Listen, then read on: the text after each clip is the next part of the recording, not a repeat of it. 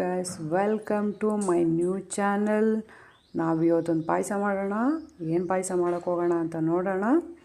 ಅದಕ್ಕೇನೇನು ಬೇಕು ಅಂತ ನೋಡ್ಕೊಳ್ಳೋಣ. ಫಸ್ಟು 2 ಏಲಕ್ಕಿ ತೊಗೊಂಡಿದ್ದೀನಿ, ತೆಂಗಿನಕಾಯಿ ಪೀಸ್ಗಳ ಥರ ಚಿಕ್ಕ ಚಿಕ್ಕ ಪೀಸ್ ಮಾಡ್ಕೊಂಡಿದ್ದೀನಿ, ಮತ್ತು ಒಣಗಿದ ದ್ರಾಕ್ಷಿ, ಗೋಡಂಬಿ ಇದೆ, 250 ಗ್ರಾಮ್ ಬೆಲ್ಲ ಇದೆ, 200 ಗ್ರಾಮು ಸಾಂಬಾರು, ಮಾಮೂಲು ನಾವು ಸಾಂಬಾರು ಮಾಡ್ತೀವಲ್ಲ ಆ ಬೇಳೆ ಇದೆ, ಅರ್ಧ ಲೀಟ್ರ್ ಹಾಲಿದೆ, ಅದಕ್ಕೆ ಬೇಗ ಗೀ ಇದೆ.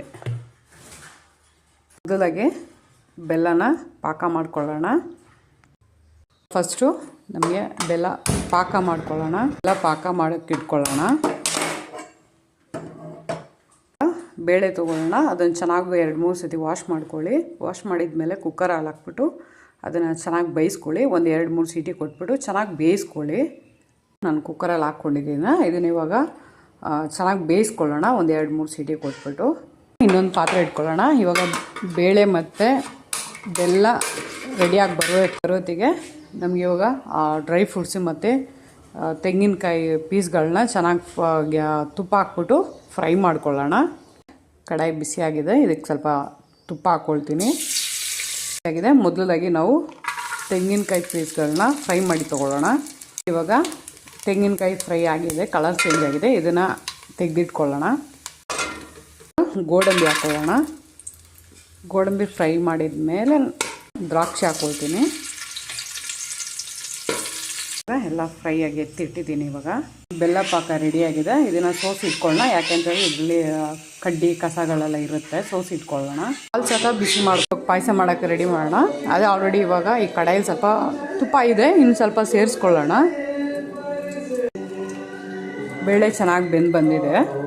ನಾವಿವಾಗ ಹೀಗೆ ತುಪ್ಪಕ್ಕೆ ಸೇರಿಸ್ಕೊಳ್ಳೋಣ. ತುಪ್ಪದೆಲ್ಲ ಚೆನ್ನಾಗಿ ಅದನ್ನು ಒಂದು ಸ್ವಲ್ಪ ಬೇಯಿಸ್ಕೊಳ್ಳೋಣ. ತುಪ್ಪದಲ್ಲಿ ನೀರೆಲ್ಲ ಸ್ವಲ್ಪ ಕಮ್ಮಿ ಆಗಲಿ. ಇದು ಚೆನ್ನಾಗಿ ಕುದೀತಾ ಇದೆ. ಅವಾಗ ನೋಡ್ಕೊಬೇಕು, ಇಲ್ಲಾಂದರೆ ತಳ ಹಿಡ್ಕೊಂಬಿಡುತ್ತೆ. ಕುದಿ ಬಂದಿದೆ. ಆವಾಗಲೇ ನಾವು ಬೆಲ್ಲ ರೆಡಿ ಮಾಡಿ ಇಟ್ಕೊಂಡಿದ್ದೀವಲ್ಲ, ಅದನ್ನು ಸೇರಿಸ್ಕೊಳ್ಳೋಣ. ಚೆನ್ನಾಗಿ ಮಿಕ್ಸ್ ಮಾಡ್ಕೊಳ್ಳೋಣ. ಚೆನ್ನಾಗಿ ಬೆಲ್ಲ ಹಾಕಿದ್ಮೇಲೆ ಚೆನ್ನಾಗಿ ಬೇಳೆಲ್ಲ ಸ್ವೀಟ್ ಹೀರ್ಕೊಂಡಿದೆ. ಇವಾಗ ನಾವು ಇದಕ್ಕೆ ಹಾಲು ಸೇರಿಸೋಣ. ಹಾಲು ನಾನು ಬಿಸಿ ಮಾಡಿದ್ದೀನಿ, ಅದಕ್ಕೆ ಏನು ಕೆಟ್ಟೋಗಲ್ಲ. ಇದ್ರ ಜೊತೆ ಹಾಲು ನಾವು ಹಾಕಿದ್ರೆ ಕೆಟ್ಟೋಗುತ್ತೆ. ನಾವು ಹಸಿ ಹಾಲು ಹಾಕಿದ್ರೆ ಕೆಟ್ಟೋಗ್ಬಿಡುತ್ತೆ. ಆಲ್ರೆಡಿ ಇದು ಬಿಸಿಯಾಗಿದೆ, ಏನೂ ಆಗೋಲ್ಲ, ಚೆನ್ನಾಗಿರುತ್ತೆ. ಇನ್ನೂ ಸ್ವಲ್ಪ ಗೀ ಸೇರಿಸ್ಕೊಳ್ಳೋಣ, ಚೆನ್ನಾಗಿರುತ್ತೆ. 2 ಜಜ್ಜಿ ಇಟ್ಕೊಂಡಿದ್ದೆ ಏಲಕ್ಕಾಯಿ ಹಾಕ್ಕೊಳ್ತೀನಿ. ಸ್ವಲ್ಪ ಒಣಗಿ ಶುಂಠಿ ಬರುತ್ತಲ್ಲ, ಅದನ್ನು ಪೌಡರ್ ಮಾಡಿ ಹಾಕ್ಕೊಳ್ಳಿ. ಪಾಯಸ ರೆಡಿಯಾಗಿದೆ. Dry fruits ಸೇರಿಸ್ಕೊಳ್ಳೋಣ. ಪಾಯಸ ರೆಡಿಯಾಗಿದೆ, ಸರ್ವ್ ಮಾಡೋಣ. ರೆಡಿಯಾಗಿದೆ.